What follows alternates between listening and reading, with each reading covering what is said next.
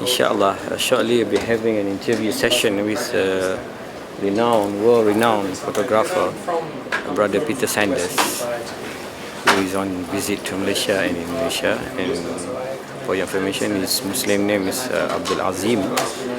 Check it out from his website, www.petersanders.com or artofreflection.com. Inshallah, you find many photos and biography about him. Inshallah. I've been working on a project called Meetings with Mountains for over 40 years, and really it's really about some of the great scholars and sheikhs and awliya of Islam that I've met. And it's not, I have to say, it's not a who's who. It's really people that I met had a spiritual effect on me. So when I met them in the conversation or sitting with them, I learnt something important, or it had an effect on me, or they answered some question I had. So really it's about meeting those kind of people, and I really want to present those people to the world because I feel that they are the true face of Islam, and not the face that the media is putting forward. Yeah. Particularly in the Western world, we're being told all Muslims have been told that Muslims are extremists or fundamentalists, have radical views and all this stuff, or angry. This is, that's a small percentage, but generally the major majority of Muslims want peace, are peaceful people.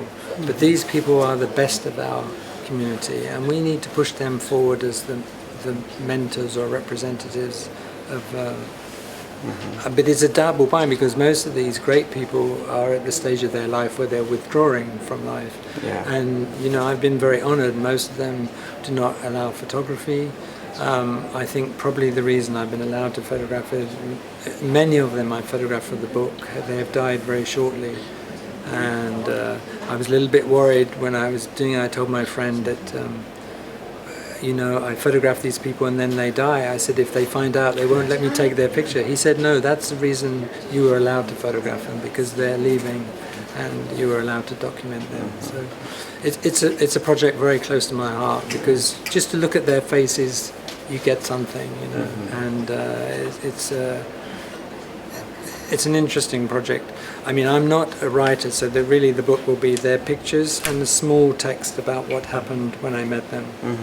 Some insight into who they are, and then at the back, some of the great shaykh, there will be small biographies. When do you expect to publish? Oh, I'm scared to say this because I've been saying this for years, but this really, inshallah ta'ala, once I've photographed Indonesia and Malaysia, that section is in, then your countries have been represented. Inshallah, Allah will let me finish the book. You have been involved in photography for maybe 40 years or something? Yeah, more than that, from the 60s, mid-60s. 60 years. Yeah. How do you find photography as a medium of da'wah and spread of Islam?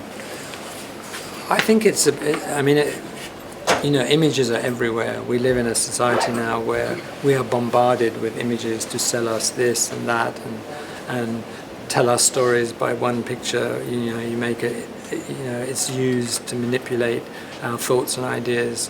But I think it's easier to show Muslims than try and explain. I don't know how to say this. We can say that Muslims are peaceful people, but maybe if you show Muslims being peaceful with their family, with images it's much easier. They speak much more. They don't get stuck here. If it's a good image, it goes straight here, and it has an effect, and then people can make a decision themselves. And I think it's really the role of the young people to take up these mediums like photography, filmmaking, journalism. We need to get involved in all these things. We need to explain our side of the story, and then people can make a decision. If I may ask a personal question a bit. Since when you became a Muslim? 1971. And was it because of the photography as well you're attracted to? Not really. I was working in the music business in the 60s, which was quite a famous time, and I got to photograph all these people who are now icons. At the time they weren't that big, but I do consider them the poets of that time, and I was influenced by the things that they wrote about. And then I started to become interested in spiritual things. I was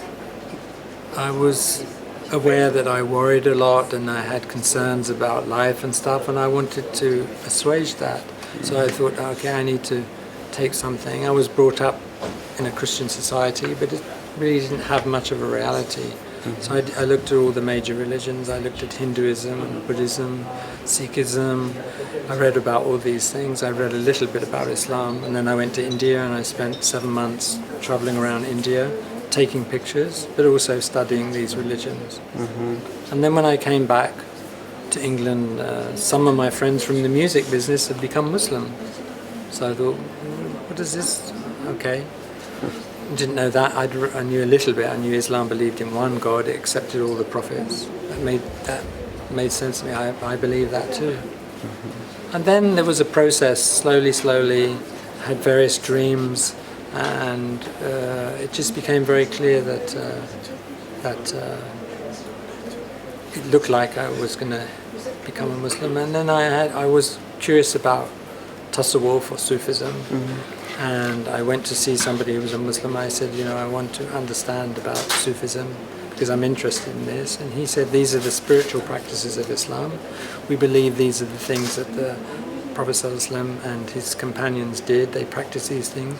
But you can't take it you can't separate it from Islam. There's a Sharia of Islam, there's an outward law of Islam. The two go totally together. Yes. So, but he said, so at some point you have to enter through the door of Islam. And I said, okay, now. And I became a Muslim right then. That was the final question answered. So. It's very interesting. How do you find this Western manipulation of images of Muslims and Islam? I mean, how do you go against it? I mean, the problem is there are these people who call themselves Muslims who do these terrible things. The problem is that the media puts a microscope on whatever's happening. So if there's a war going on in the country, in a particular part of that country, it focuses on that, and you kind of, general public thinks it's in the whole country. So the same with these people, the media focuses on these people and everybody starts to think that all Muslims are like this. We know that's not the reality, and people who are media savvy know that's not true. So our job is to counterbalance that, that's all. The trouble is, as I said here, it's not very good news, Peace and love, people doing good things, looking after people. It's not the same newsworthy as someone doing terrible things, killing innocent people. And I don't know why the public's like, they should have good news newspapers, don't you think? Tell good news stories. All bad news. Only people aren't interested in bad news. I need good news, sorry, there's too much bad news in the world. Okay, maybe your last word, anything you want to say to our readers, our listeners? It's really nice. I really enjoy coming to this part of the world. You have a very I've said for a long time that the kind of Islam you have in Malaysia and Indonesia is very compatible to us English people. You have extremely good manners, which English people like and respect. You're gentle, you're not aggressive. These are all things we like. Someone said about the English, they have compassion. And the English people do have compassion. I think we have some affinity together. You're a good role model for us, though.